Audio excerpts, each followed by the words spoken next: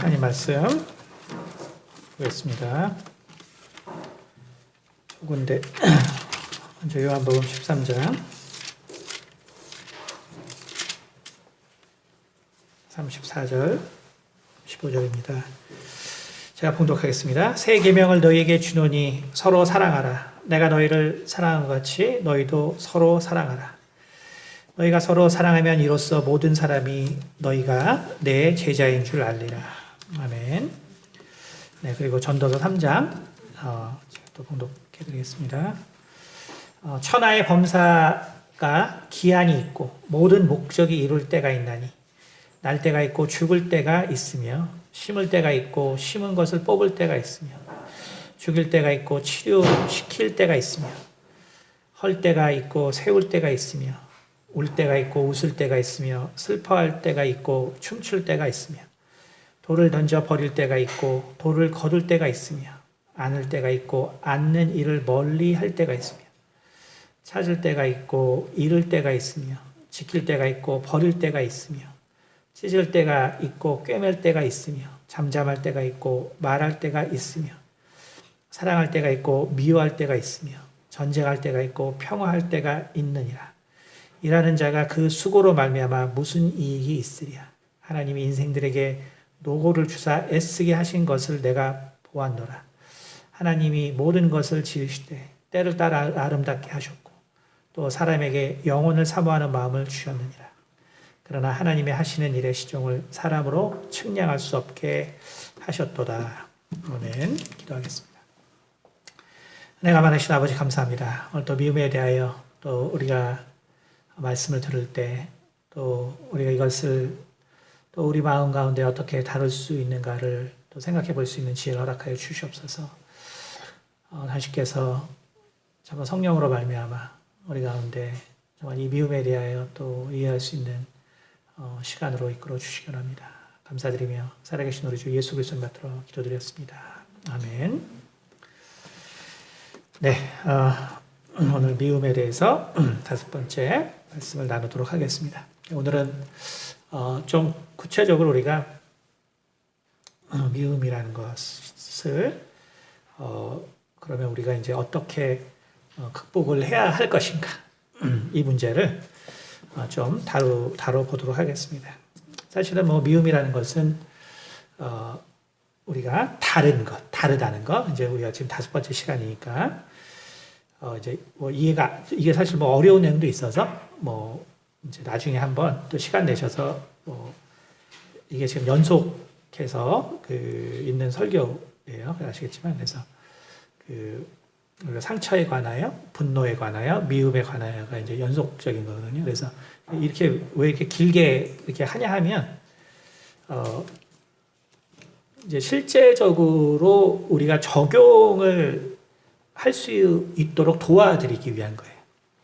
그러니까 미움에 대해서 뭐 우리가 1년에 한두 번 이렇게 할 수도 있겠지만, 그러니까 이제 우리가 연속적으로 이런 부분을 우리가 들으면서 결국 우리 마음에 있어서 뭔가 해결을 해야 되는데, 그렇죠? 이게 해결이 안 되고 뭐 1년, 2년, 3년 뭐 쭉 계속 가는 문제들이 많기 때문에 그러지 않도록 이런 기회에 우리가 이제 그러한 부분들을 극복해야 우리가 하나님 안에서 얻은 좋은 성품들, 이러한 것들이 더 아름답게 드러날 수 있기 때문에 그래서 여러분이 이제 좀 잘 또 지혜를 얻기 바랍니다. 오늘 얘기도 뭐 이게 쉬운 얘기는 아니지만 그러나 우리가 좀 보도록 하겠습니다. 그러니까 미움이라는 것. 근데 아무 이유 없이 사람이 다른 사람을 미워할 수 있을까? 그렇죠?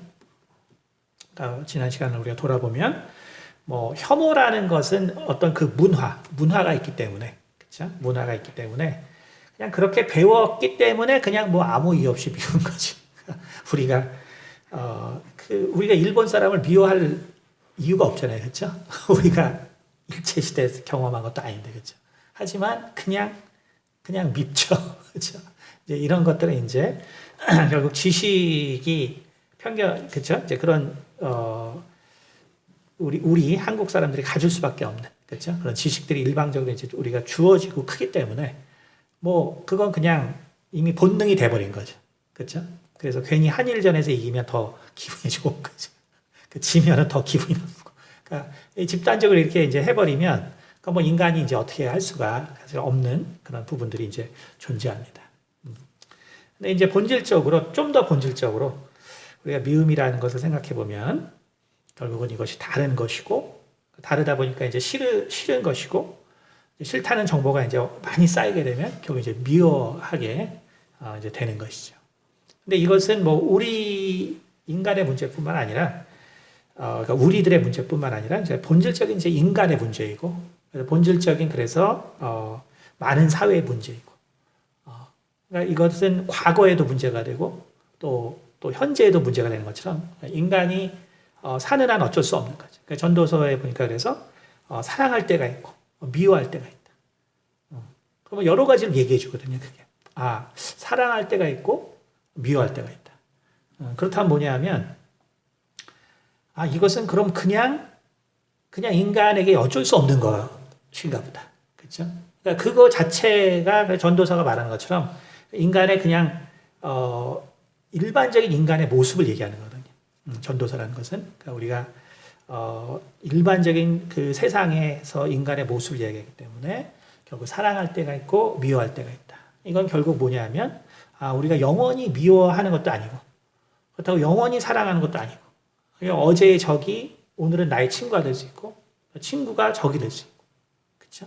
그러니까 우리가 인간 인생을 그냥 전체적으로 놓고 관조해 보면 그렇죠. 우리가 뭐 굳이 누구를 사실 이 미워할 필요도 사실 없는 거죠. 뭔가 이렇게 바뀌기 때문에 그렇죠. 그렇다면 인간은 어쨌든 이 문제, 특별히 사랑과 미움이라는 것은 이미 뇌인지적으로도 어떤 사람의 등장 자체가 충격적인 사건의 등장이죠. 충격적인 사건의 등장이고 그렇기 때문에 이 정보가 나에게 긍정적 정보가 더 많이 그 사람과 관계되어 있냐 혹은 부정적 정보가 더 많이 관계되어 있느냐에 따라서 우리는 결국은 싫어할 수도 있고 그 다음에 다르다고 생각할 수도 있고 싫어할 수도 있고 미워할 수도 있게 되는 거죠. 그 정보 양에 따라서.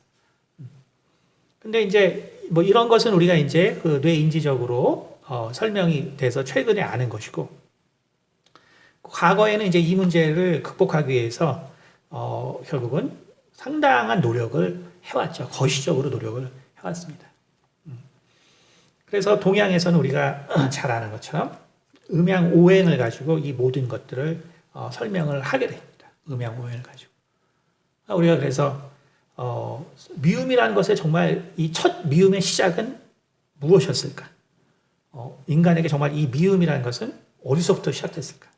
라고 할 때 우리는 성경이 있기 때문에 물론 답을 알지만 그러나 사실은 그냥 인간만 생각해도 미움이라는 것이 발생한 거는 간단히 말해서 그냥 남녀. 근데 남녀 중에서도 부부에게서 처음 발생했다라는 것이 맞을 거예요. 그러니까 미움이라는 것은 시작이 어디냐, 근원이 어디냐라고 볼 때 결국은 부부, 남녀가 함께 살 때부터 시작됐다라고 보는 것이 맞을 거예요. 그러니까 결국은 아담과 이브가 결국은 부부처럼 에덴 동산에서 살면서 사랑도 있었지만 그러나 어떤 사건으로 말미암아 결국 미움도 생기는 거죠. 그렇죠? 그래서 결국 미움이라는 것의 본질을 우리가 생각해 보면 결국은 이제 남녀의 문제다. 남녀의 문제로부터 발생했을 것이다라는 것을 알 수 있고요. 그리고 결국 오늘날도 결국 누가 제일 미워요? 남편이 밉고 아내가 밉죠. 그렇죠? 그러니까 결국은 이제 싱글들은 그러니까 결혼할 생각을 안 하죠. 그 서로 미워할 거 이제 왜 결혼하냐? 그래서 이제 미움에 이제 결국 이 미움을 양산하는 것은 결국은 이제 부부가 가장 많은 이제 문제를 양산합니다. 그건 결국 말해서 이 남녀 문제로 우리가 이거를 확대시킬 수 있고 그렇기 때문에 사실 살인 사건의 70%는 치정 살인입니다. 그러니까 남녀의 문제로 살인 사건이 일어나는 거예요. 그러니까 결국 미움이라는 것이 발생하는 곳이 그렇기 때문에 결국 남자와 여자의 이 다름에서 이제 시작이 된다는 것이죠.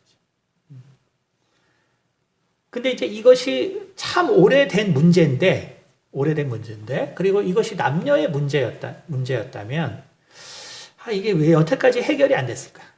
그쵸? 그거는 역사를 생각해보면 다른 게 아니라, 그것은 이제 남성 위주로 역사가 진행됐기 때문에 그래요. 다른 이유가 아니고, 남성 위주로 역사가 진행됐기 때문에. 그러니까 다시 말하면, 여성이 어떤 존재라는 것은 역사적으로 관심이 없었어요. 그러니까 남자가 이제 모든 걸 지배하던 시절. 그러니까 남자가 뭐라는 건 되게 관심 많았지만 여자가 뭐라는 거는 관심이 없었거든. 그러니까 결국 인간적인 대접을 못 받았기 때문에. 이제 그렇기 때문에 여성에 대해서 본격적으로 여자가 뭐냐, 여자는 어떤 특성을 가졌냐, 이거를 시작한 지가 200년이 채 되지 않습니다. 그리고 우리 때 저희가 젊었을 때 센세이션했던 이 화성에서 온 남자와 금성에서 온 여자인가? 그쵸? 그 책이 엄청 센세이션이었거든요. 근데 사실은 그런 책이 놀랍게도 역사적으로 없었다는 거예요. 놀랍게도. 그러니까 그런 남녀의 차이를 본격적으로 정말 집약적으로 다룬 책이 그게 나온 지가 지금으로부터 치면 한 50년밖에 안 됐다는 거예요. 그러니까 인류가 6,000년의 역사가 있었는데 남녀의 차이가 그렇게 대단한 거를 얘기한 게 얼마 안 됐다. 너무 그만큼 이제 우리가 결국 이제 여성에 대해서 인간으로 대접하지 않았던 시간이 대부분이었기 때문에 결국 남녀의 차이를 그러니까 깊이 생각하지 않았고 그러니까 그거에 대한 이제 뭐 불교적으로 말하면 업이죠. 업. 그만큼 여성을 인간으로 대하지 않았기 때문에 이 미움이라는 것을 극복할 수 있는 길도 몰랐고 또 그런 방향이 어디 있는지도 모르는 거죠. 그러니까 그렇게 되니까 어떻게 되냐면 모든 것은 해결책이 없으니까 운명적으로 가는 거예요. 그러니까 오늘 전도서에서 말한 사랑할 때가 있고 미워할 때가 있다는 건 뭐냐면 이건 결국은 이런 것은 그냥 운명적인 것이다라는 것이죠. 그러니까 운명적으로 생각해서 뭐 미워하지도 말고 그렇다고 지금 뭐 사랑한다고 꼭 사랑이 뭐 영원할 거라고 생각하지도 말아라. 뭐 이런 얘기죠. 전도서는 이제 일반적인 그 인간의 삶의 모습을 이야기하고 있기 때문에. 그러니까 동양에서는 이것을 이제 극복하기 위해서 결국 이제 그 사주라는 것이 발달하게 됩니다. 본격적으로. 그러니까 사람에게 이제 문제가 생긴단 말이에요. 사람에게 문제가 생기니까 이런 사이를 어떻게 극복해야 되냐. 근데 이제 뭐 남녀의 문제는 그 사이에 어떤 큰 문제가 어떻게 발생하는지는 별로 관심이 없었기 때문에 아까도 말한 것처럼 그냥 남성 위주로 모든 게 진행되다 보니 그러니까 이제 이 사랑과 미움의 문제를 해결할 때 여성의 특성을 알 생각을 하지 않고 결국은 이제 이 자연의 어떤 기운의 문제다 이렇게 생각을 한 거죠. 그리고 어떤 사람의 성향의 문제다. 그래서 이제 결국 사주가 등장하게 돼요. 사주가 등장하게 되는데 그러면 우리가 이제 사주를 통해서 그러면 왜 저 사람은 저렇게 행동하고 왜 그럼 우리는 사이가 안 좋고 이제 이런 문제들을 설명을 해야 되잖아요. 그렇죠? 근데 뭐 사주라는 것도 결국 통계학이기 때문에 결국 많은 학설들이 계속 존재하고 그러니까 뭐 처음부터 뭐 사주가 뭐 이렇게 해석해야 된다. 이게 전혀 아니거든요. 많은 학파가 있고 많은 분파가 있습니다. 그런데 이 미움의 문제를 해결하려다 보니까 이제 어떤 이론들이 등장하냐면 이제 여러 가지 이제 그건 살이 끼어서 그렇다. 이제 얘기하죠. 살이 끼어서 그렇다. 살이 끼어서 그런데 무슨 살이 끼었냐? 사주에서는 이제 이런 것은 이제 원진살이라고 해요. 원진살. 그래서 원망과 그다음에 분노죠. 분노의 살이 끼었기 때문에. 그래서 이제 원진살이 끼었다. 그래서 궁합에 원진살이 끼었기 때문에 이런다. 그러니까 결국은 궁합을 볼 때 원진살이 있으면은 결혼을 하지 말아라. 근데 뭐 그래서 결혼하지 말 거면 뭐 결혼할 사람이 어떻겠어요? 저도 아침에 이게 싸우고 나왔지만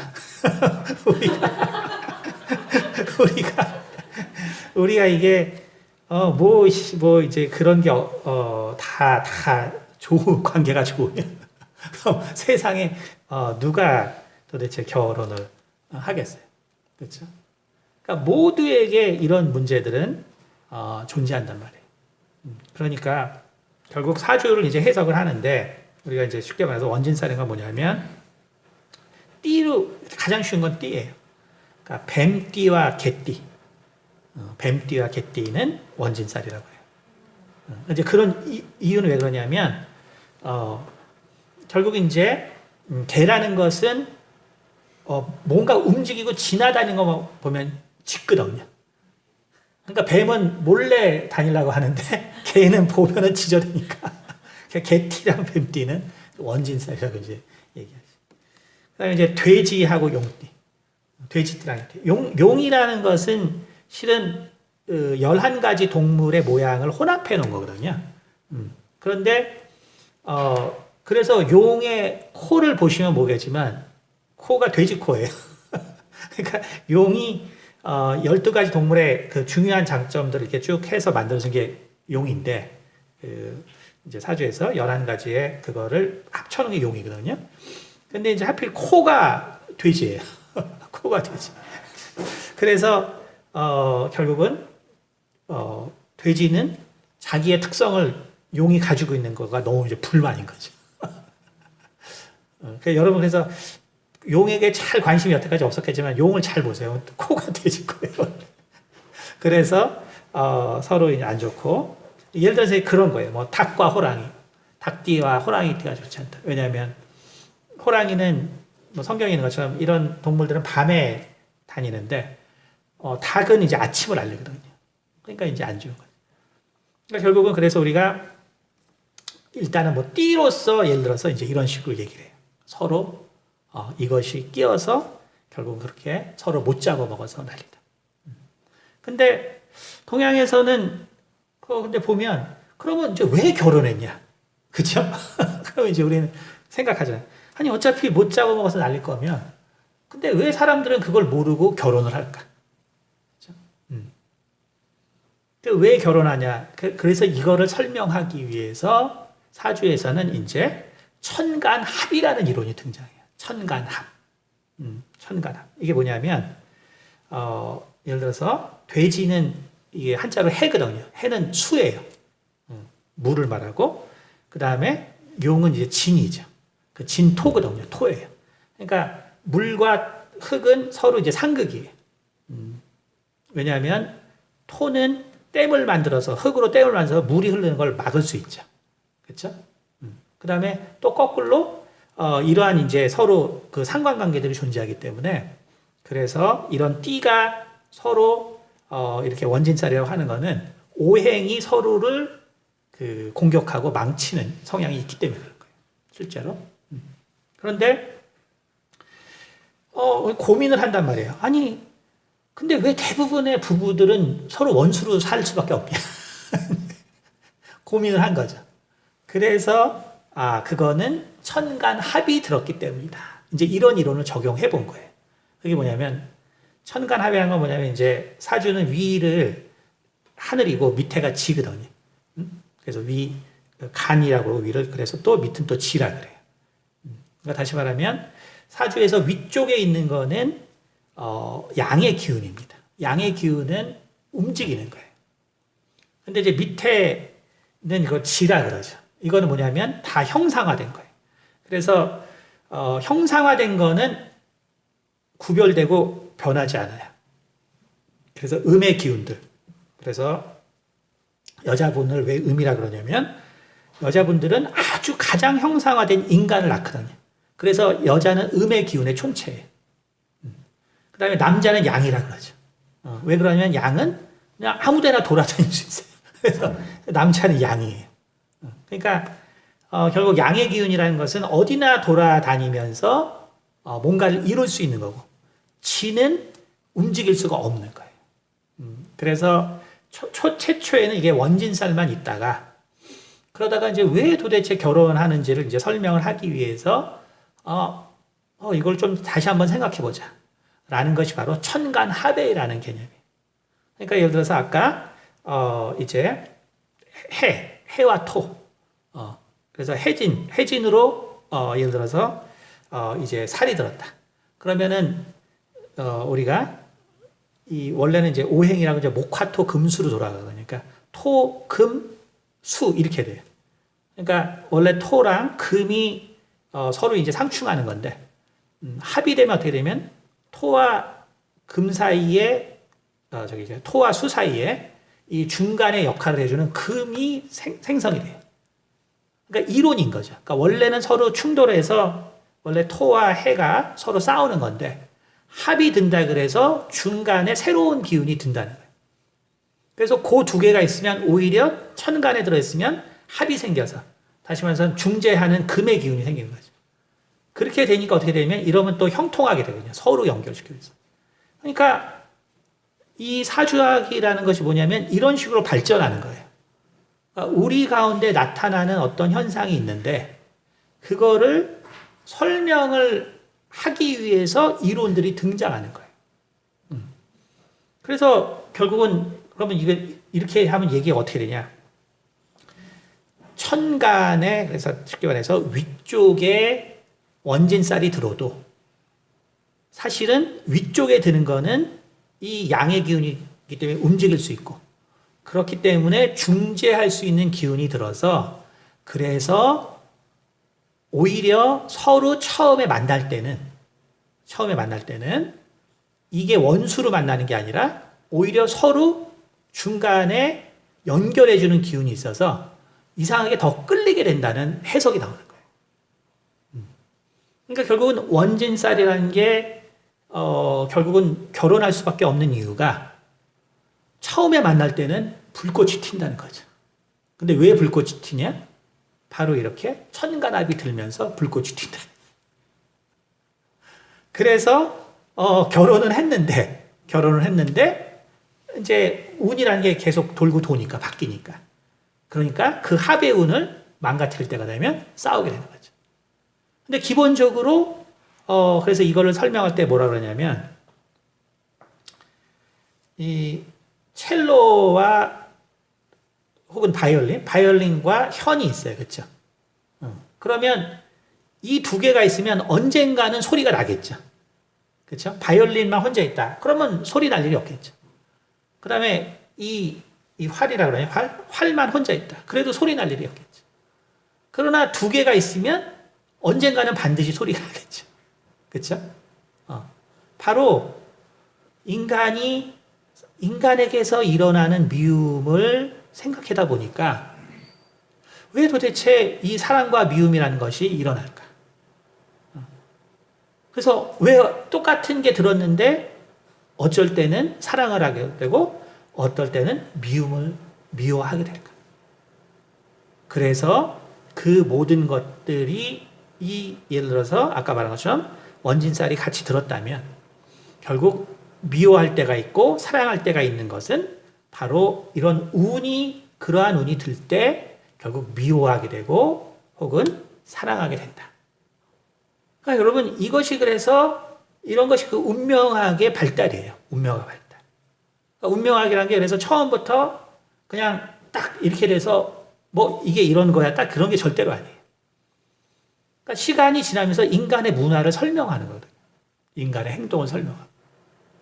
그러니까 결국 우리에게 설명되지 않는 것들이 신기하게 뭔가 설명이 되거든요. 그래서 여러분 제가 예전에 특강을 했지만 절대로 전 보는 집 가서 재미로 가지 말아라.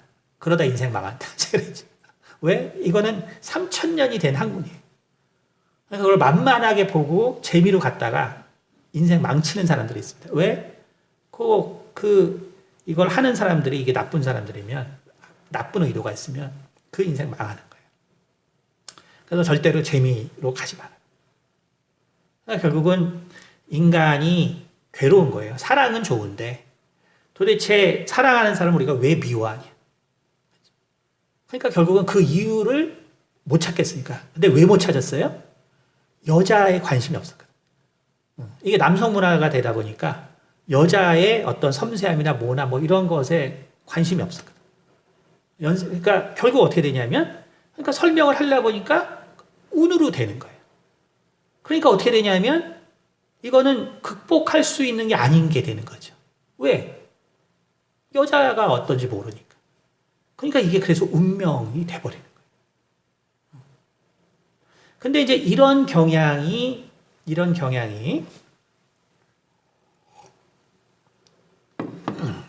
그러면 오늘날, 그럼 우리가 이렇게 서로 잘 이제 아는 시대가 됐잖아요. 어쨌든 뭐 아직도 갈 길은 멀지만 남녀에 대해서 우리가 우리가 부부들은 뭐 알죠. 응?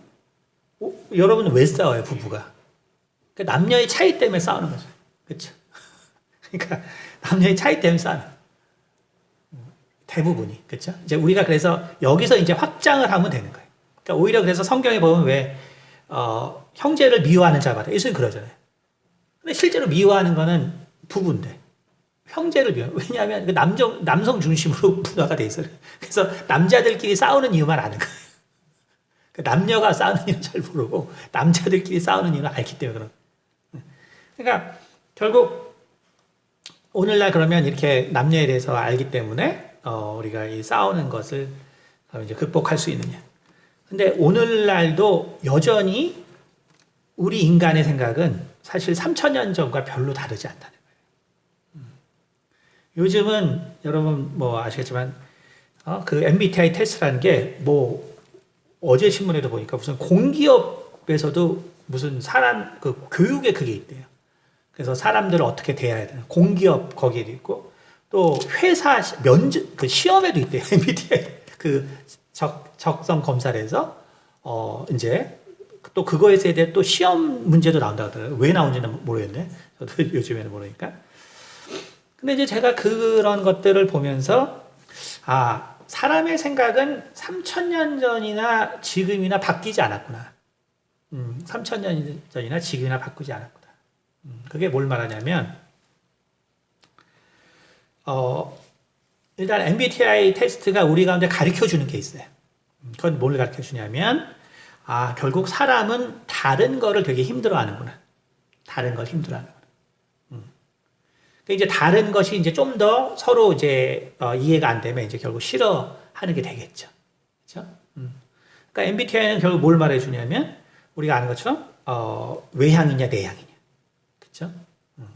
그 다음에 인식을 하는데 센싱 만져서 하느냐 혹은 직관으로 하느냐. 그렇죠? 우리가 그래서 SIS 이렇게 나누죠. 그 다음에 이제 이것을 실행하려고 할 때 내가 feeling 주변 사람과의 관계 이런 걸 생각해서 실행을 계획하는지 혹은 오직 이성적으로 그러니까 thinking만으로 내가 하는지 그 다음에 이제 우리가 이걸 적용할 때 이걸 내가 계획을 해서 저치해서 하는지 혹은 좀 즉흥적으로 perceiving 이게 좋을 것 같아. perceiving 즉흥적으로 하는지 이게 뭐냐면 이 MBTI의 이제 기본 원리는 뭐냐면 결국은 정보를 우리가 어떻게 머릿속에서 프로세싱해서 결국 적용하느냐. 사실 이거의 네 가지 특징이거든요. 네 가지 특징. 그런데 이 네 가지 특징이 얘기해준 아주 중요한 거는 사람은 이렇게 다르구나. 핵심은 그거예요. 사람은 다르구나. 다르구나.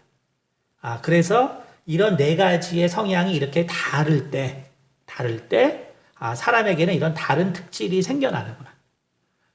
거기까지는 괜찮다고 쳐요. 근데 문제는 뭐냐면 저는 어쨌든 여학교에 있으니까 그래서 MBTI에서 니네들이 뭘 그렇게 관심이 많은데 하면은 결국은 연애 상대를 잘 찾고 싶다는 거죠. 그러니까 결국은 MBTI를 통해서 진짜 관심 있는 건 뭐냐면 나한테 맞는 사람이 누구냐는 거예요. 나한테 맞는 사람. 그러면은 MBTI 테스트에서 이제 그 연애에 대한 게 뭐 엄청 많죠. 인터넷에서 다 나오는데. 근데 결국 뭐냐 하면은 그냥 성향이 같은 사람끼리 만나야 돼요. MBTI 그래서 많은 여학생들이 이제 그 관심이 되게 많지만 그 결론은 뭐냐면 성향이 맞는 사람끼리 만나라는 거예요. 결국 이거의 결론은. 그리고 성향이 반대인 사람끼리 만난다. 그럼 어떻게 되냐면 불행한 결혼 생활이 된다는 거죠. 성격이 너무 다르다. 그렇죠? 근데 이제 우리가 잘 알죠. 그런데 이 정보만 해도 사실은 대단한 정보긴 해요. 남녀에 대해서. 왜냐하면 뭐 옛날에도 다 뭐 그랬지만 저 사람이 갑자기 뭐 멋져 보여서 여자분들이 이제 결혼을 후회하는 거예요. 이상하게 끌려서 나랑 뭐가 좀 다른 게 매력적이어서 이제 그러니까 그러면 안 된다는 거죠. 우리는 이제 인간은 성향상 내가 못하는 거를 누군가가 할 때 그때 좀 좋아 보이거든요. 그러니까 결국은 특히 이제 요즘처럼 외모가 되게 중요시되는 사회에서는 잘못 결혼할 확률이 엄청 크죠. 왜냐하면 이제 외모로 여자분들도 오늘날은 이제 외모가 되게 중요하거든요. 남자를 볼 때. 그러니까 결국은 성향을 결국 안 본단 말이에요. 그렇죠? 근데 옛날에는 사실은 너무 연애를 못했기 때문에 그냥 남자를 처음 보면 사실 그냥 그게 멋있는 거예요. 나랑 다른 어떤 종류를 봤어. 그게 그냥 멋있는 거지. 사실 그게 별거 아니에요. 사실은. 그러니까 결국 이제 비슷한 성향을 근데 이제 찾아가야 되는데 오늘날도 문제는 뭐냐면 이게 이제 외모를 또 너무 180에 뭐 잘생긴 남자 뭐 이러니까 이게 실은 성향이 어떻게 될지 이제 전혀 모르거든요. 그런 면에서는 MBTI가 이제 경험적인 거죠. 결혼 생활을 해보니까 결국 너무 다른 사람하고는 이게 못 살겠더라. 모든 사람이 공통된 결론이거든요. 그러니까 당장 끌린다고 결혼하지 말고 좀 성향이 맞는 사람을 찾아라. 이게 이제 결혼을 해본 사람의 어떤 이제 조언 같은 거죠. 그렇죠? 그러니까 이 MBTI 테스트가 그래서 얘기해 주는 건 사람에게는 다른 성향이 있다는 거. 그리고 결국 그 다른 성향을 피하는 것이 결국 좋다라는 거예요. 그러니까 결국은 그 지난주에 무슨 우리 약대 학생들이 그 학생들 뭘 했거든요. 그 이제 이야기의 밤이라 그래가지고 이제 교수 학생들 줌으로 한 4시간 뭘 했는데 근데 얼마나 MBTI가 이게 참 인기인지 첫 교수님들하고 하는 게 교수님들 MBTI 적성 검사를 하더라고요. 그래서 결국은 학생들이 뭘 알고 싶겠어요. 교수님한테 성향을 알아서 교수님한테 잘 보이는 행동을 하고 싶어 그렇죠? 그렇죠? 그러니까 왜 그거를 도대체 왜 알려고 하겠어요? 그렇죠? 그러니까 결국 3,000년 전이나 지금이나 전혀 변함이 없는 것은 결국 그냥 내가 편하고 내가 쉽게 이해할 수 있는 사람들하고만 내가 살겠다는 거예요. 결국은 그래서 내가 지금 설명하지 못하는 것들을 그냥 어떻게 설명할 수 있는가. 그리고 그냥 그런 것들은 그냥 자연적일 수밖에 없는 것이다. 이것을 결국은 3,000년 전이나 지금이나 바로 그런 것을 인간이 그냥 생각하고 더 복잡한 것들은 생각하고 싶지가 않은 것이죠. 그런데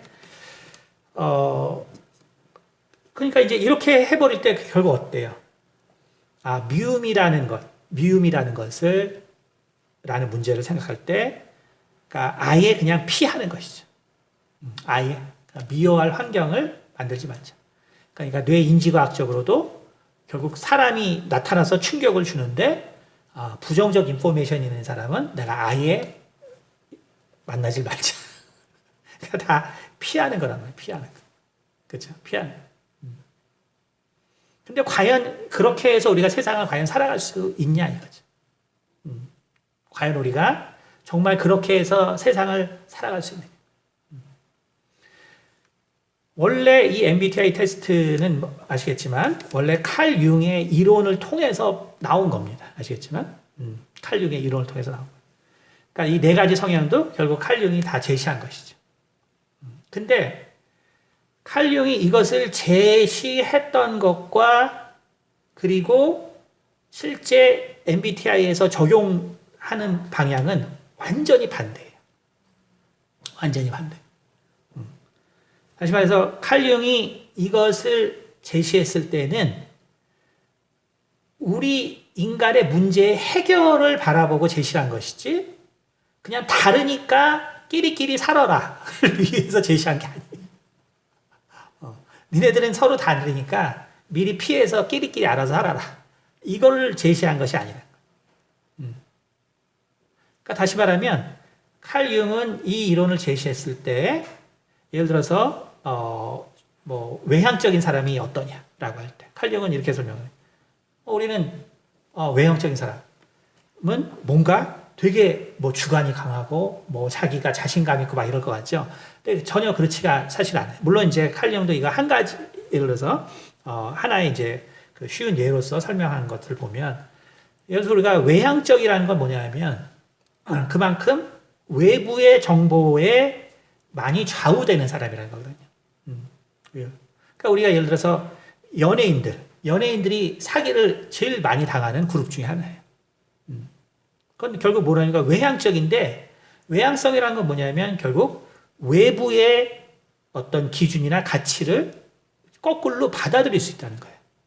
그러니까 우리는 어떤 외향적인 사람이 자기 뭐 주관이 강해서 매우 뭐 이렇게 밖에 사람들을 오히려 잘 할 것 같지만 자기 주장대로 할 것 같지만 실제로는 그런 것이 아니라는 거죠. 예를 들면은 그래서 결국 다른 사람의 의견을 오히려 더 많이 받아들이게 되고 또 그것 때문에 환경이 바뀌면 그 사람의 어떤 그 기분에 기복도 생기게 되고 또 그렇게 되기 때문에 결국은 히스테리가 생긴다라고 얘기합니다. 그러니까 히스테리라는 건 뭐냐면은 예측하지 못하는 어떤 그런 반응이잖아요. 그렇죠? 근데 실은 외향적이기 때문에 어떤 외적 요소 때문에 바로 그러한 정신적인 어려움이 온다는 거죠. 예를 들면 그리고 이제 오히려 내향적인 사람은 결국은 자기 주관이 엄청 강하기 때문에 그래서 외부의 어떤 것에 영향을 받지 않는 거예요. 오히려. 그래서 실은 고집이 세고. 그러니까 결국은 그 종교 지도자들이 결국은 내향적인 게 맞죠.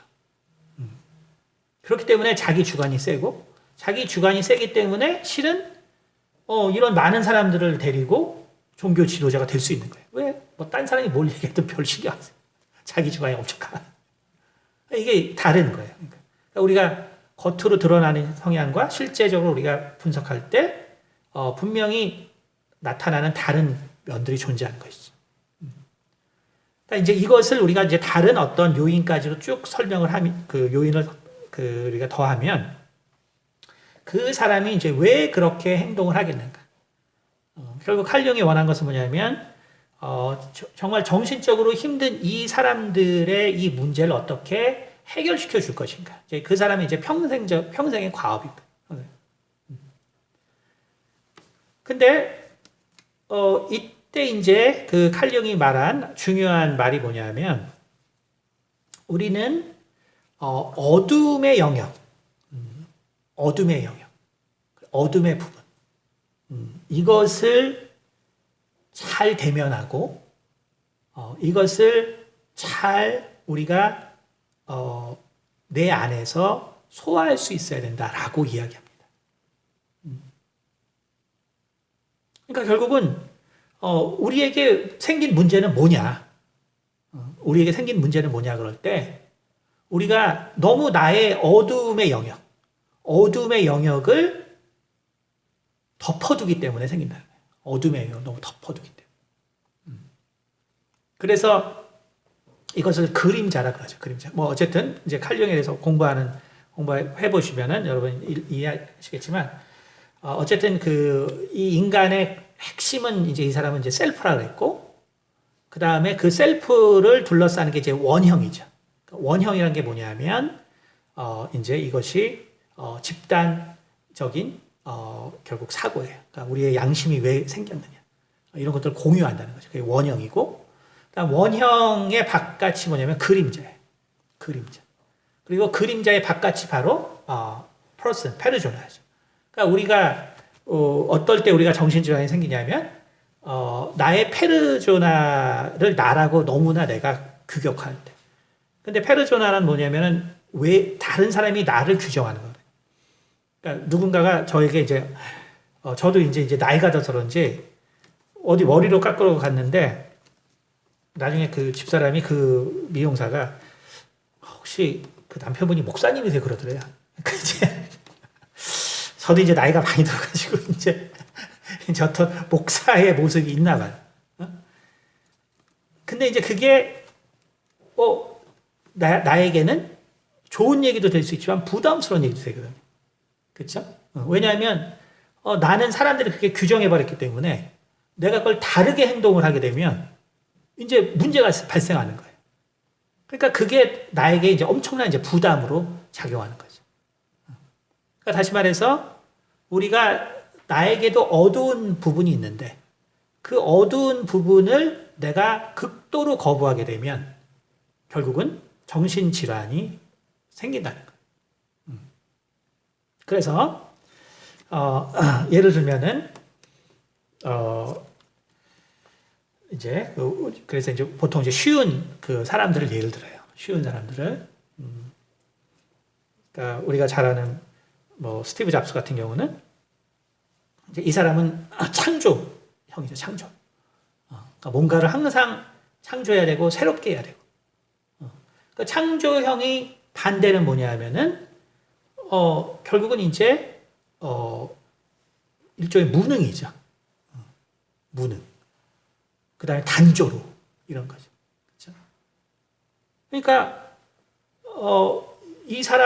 어떤 사람이 정말 이 창조적인 어떤 그것에 매달릴 때 그것을 칼융은 어떻게 보냐면은 이 원형의 부분이 너무 강조된 걸로 보거든요.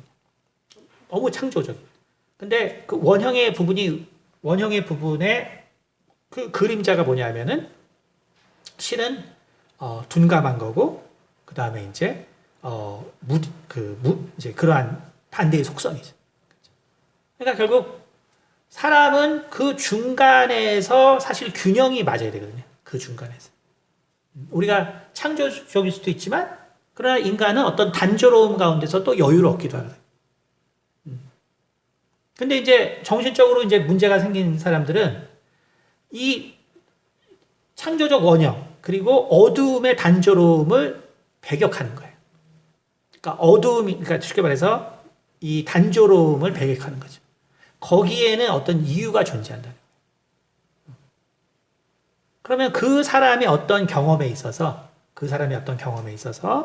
어릴 때 어떤 단조로운 어떤 것을 했을 때 예를 들어서 부모에게 그런 단조로운 것이 너한테 하나도 도움이 되지 않는다라든지 혹은 어떤 단조로운 어떤 그 삶을 산 사람의 인생이 부정적으로 영향을 미쳤든지 이렇게 되면은 결국 창조적 성향만이 강조되고 그리고 아까 그것이 다름에서 싫어하는 게 되고 미워하는 게 돼서 결국은 이제 스티브 잡스처럼 정말 이상한 성격이 돼버리는 거죠. 그래서 창조적이 못한 사람을 결국은 인간 취급을 하지 않게 되는 이런 정신적인 문제가 발생하는 거죠.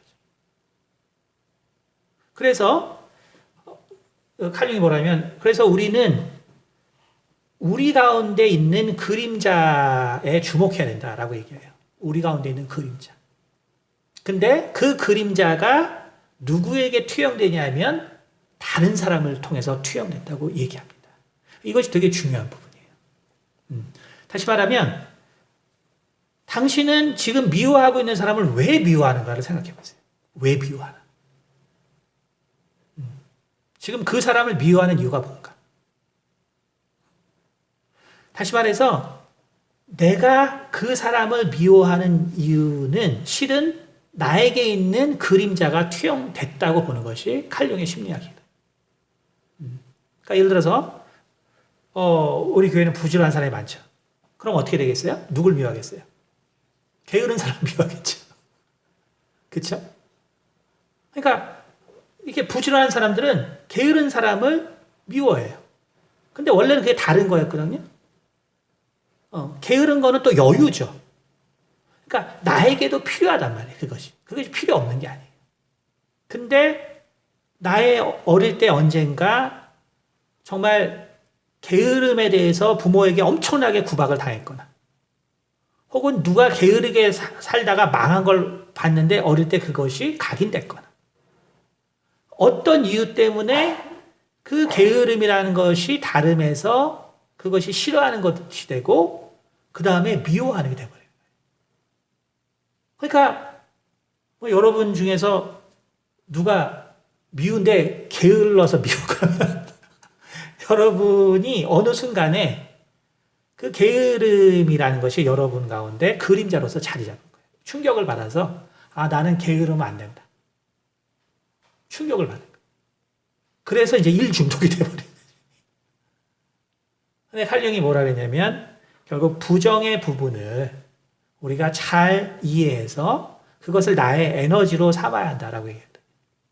부정의 부분을 잘 이해해서 나의 에너지로 삼아야 한다. 왜?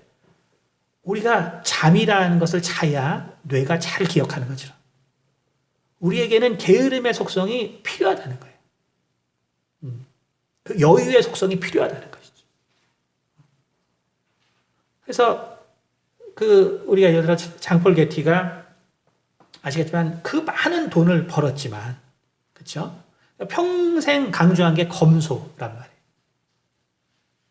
그래서 뭐 수십억의 이득을 취하는 거래도 그 거래 비용을 안 내기 위해서 평생 죽을 때까지 노력하잖아요.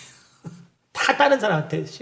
뭐 아시겠지만 손자가 납치됐는데 귀를 잘라서 보냈는데도 100만 돈을 깎아가지고 돈을 랜섬 그 비율을 돈을 내고. 그러니까 뭐냐면은 결국 이 사람에게 있어서는 근검 전략이라는 것이, 그렇죠? 소비의 원형. 그러니까 원형은 근검 전략, 좋은 건데 그림자는 결국 소비예요. 그러니까 이 사람은 언젠가 이 소비에 대해서 매우 안 좋은 것이 각인돼 버려요. 그러니까 뭔가 돈을 쓰고 뭔가 조금 그래서 아시겠지만 그 자녀들하고 사이가 엄청 안 좋거든요. 뭐 좋을 수밖에 없죠. 그러니까 돈을 얼마 쓰지 않아도 돈을 엄청 많이 쓴다고 생각을 하는 거예요. 과소비한다고 생각하는 거예요. 그렇죠? 그러니까 결국 뭐냐면, 그런데 우리는 당연히 소비도 필요하죠. 소비도 필요. 우리가 다 먹고 살기 위해서 하고 우리가 그래도 여유 있는 삶을 살기 위해서 그 소비가 다 필요해요. 그래야지 세상이 돌고. 그러니까 결국은 우리가 어둠의 영역이라고 우리가 생각하는 겁니다. 그러니까 그것이 진짜 어두움의 영역이 결국 아닌 거죠. 실은. 아닌 거죠. 그러니까 그러한 부분을 우리가 직시하고 그러한 부분에서 좋은 것을 우리가 꺼내서 나의 이 부분의 문제가 왜 발생하는가를 사실 바라봐야 하는 거다.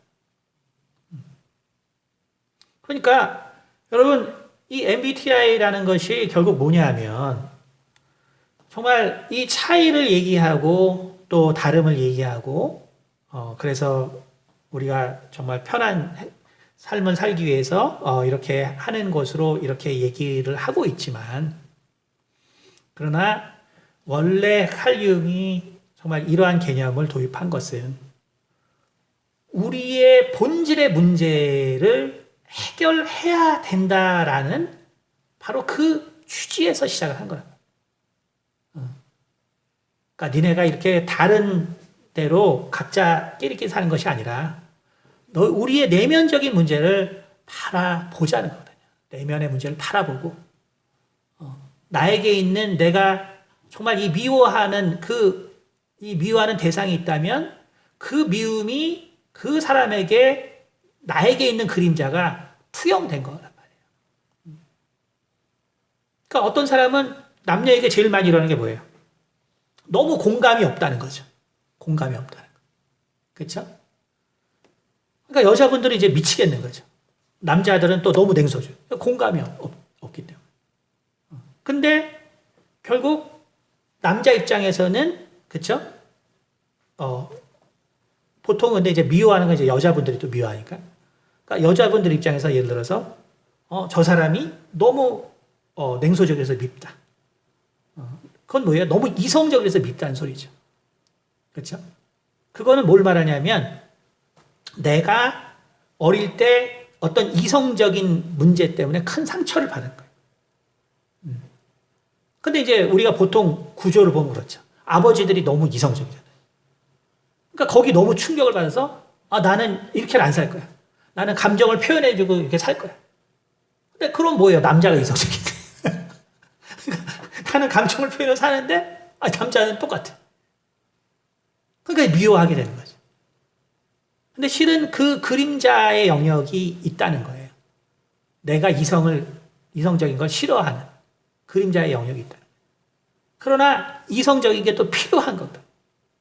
그러니까 그 필요의 부분을 꺼내야 되는 거예요.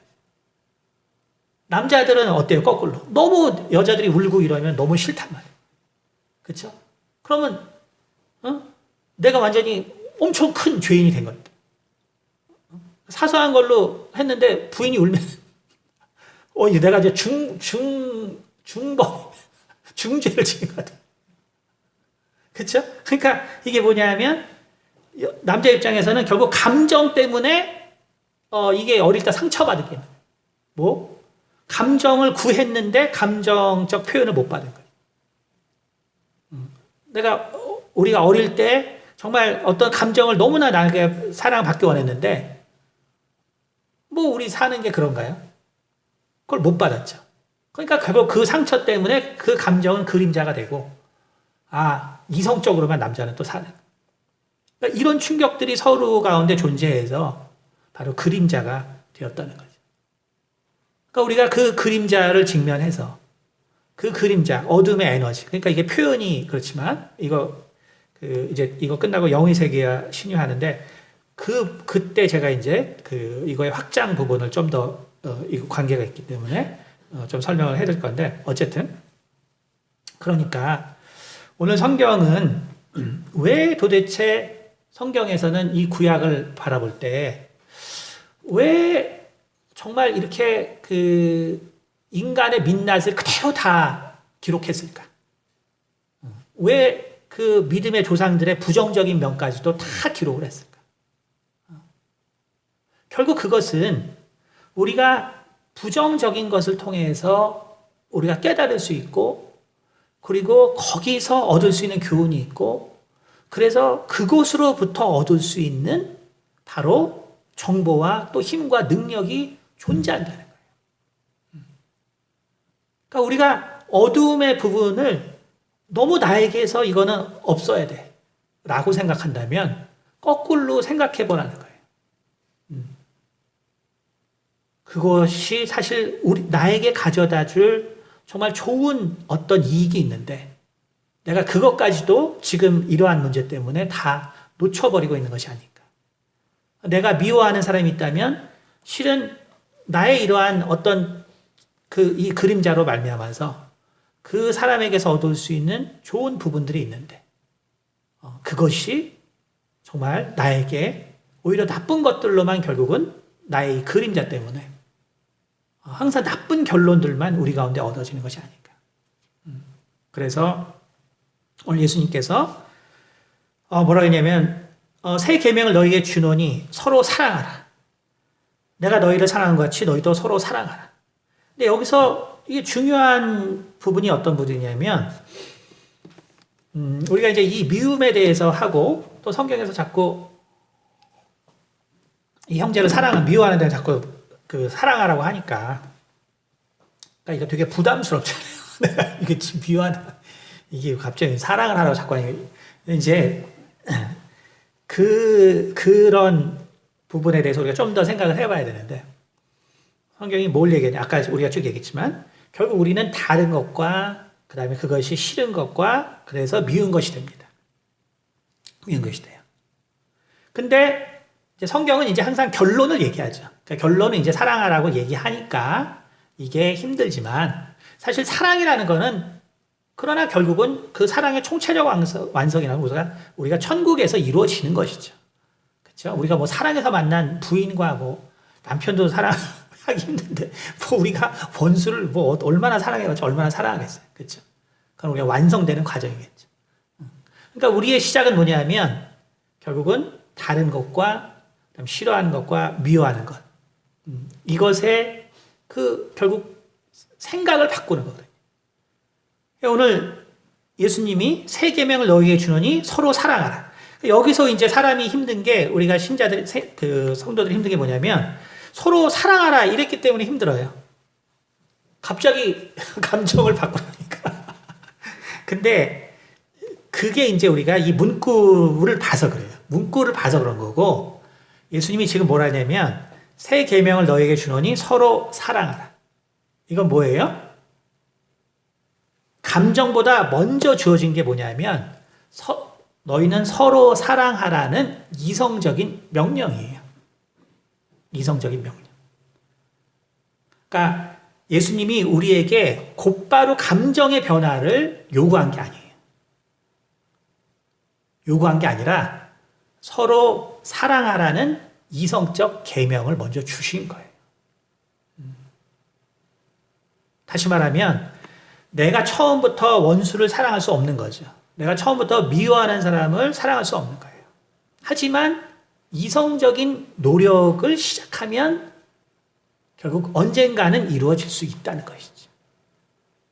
그렇기 때문에 우리는 이러한 지혜를 통해서 정말 성경에서 말하는 그러한 적나라한 그러한 부정적인 일들, 그리고 내가 누군가를 미워할 때 발생하는 그러한 성향들, 이것을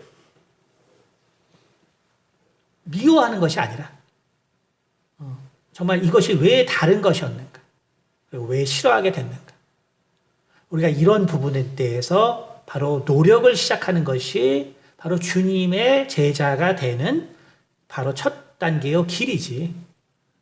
바로 서로 사랑하라 했기 때문에 곧바로 내가 이 사랑의 감정이 생겨야 내가 온전한 기독교인이 됐다는 것이 아닙니다. 바로 그 명령, 그 이성의 명령을 먼저 받아들여서 바로 내가 가지고 있는 이 감정의 실체를 정말 우리가 생각해보고 그리고 하나님 앞에 지혜를 구하고 하게 되면 우리는 서서히 정말 이제는 다름의 문제로 우리가 이것을 환원해서 생각해 볼 수 있고, 그리고 미워하는 것이 아니라 내가 왜 그것이 싫은가, 싫음의 문제로 환원해 볼 수 있고, 그 과정을 통해서 우리는 대화와 또 우리의 생각의 변화를 통해서 바로 미움을 서서히 극복해 갈 수 있는 길이 생기는 것입니다.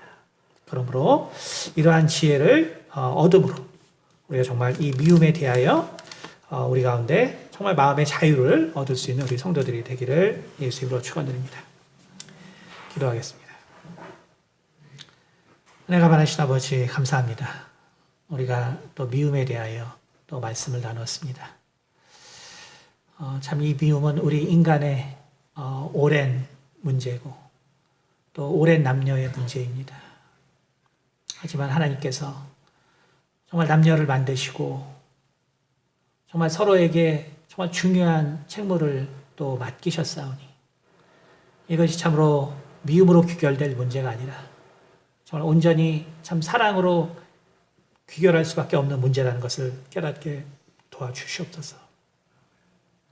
우리가 정말 부부가 서로 사랑할 때 결국 우리가 또 자녀와 또 이웃을 또 사랑할 수 있다는 것을 우리가 다시 한번 돌아보게 도와주시고 참 이 미움의 극복이 참 우리의 삶에 있어서 참 모든 것들을 또 풍요롭게 할 수 있는 그 시작이라는 것을 또 생각하게 도와주시고 참 미움의 극복이라는 것이 참 어렵고 우리가 할 수 없는 문제가 아니라 이것은 참 우리의 삶을 통하여서 우리가 하나하나씩 극복해 나갈 수 있다는 것을 우리가 알 수 있도록 도와주시옵소서.